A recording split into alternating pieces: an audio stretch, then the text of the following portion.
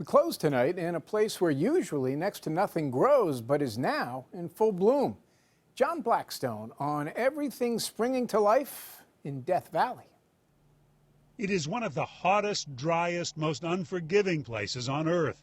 But water has made Death Valley come alive. It's a huge number of plants here. Gravel ghost, Phacelia, rock daisy, pincushion, brown-eyed evening primrose down in there. Abby Wines has been a ranger at Death Valley National Park for 11 years. It's been that long since wildflowers bloomed like this. It's amazing to me that anything lives here. And then to have this display of beauty all at once is really a pleasure to experience. Death Valley normally gets less than 2 inches of rainfall a year, but in October, 3.5 inches fell in just 5 hours, wiping out roads, heavily damaging some buildings at Scotty's Castle, one of the park's best-known landmarks. Nature destroyed, then nature gave back.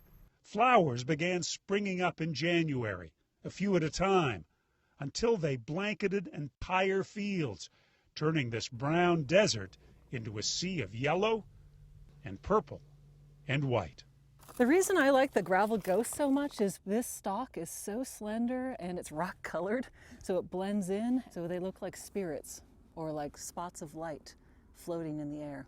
More than a dozen varieties of wildflowers are now painting the park, but the biggest show is the desert gold poppy. You've come out here and looked at this. What do you think? I'm so lucky to get to work here and live here. It's a beautiful, magical place. Even in the heat?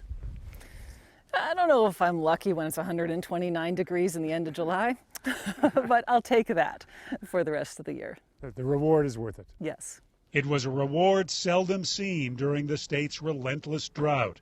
But thanks to El Nino, for a few brief weeks until the brutal heat returns, this harsh desert is a paradise in full bloom. John Blackstone, CBS News, Death Valley, California.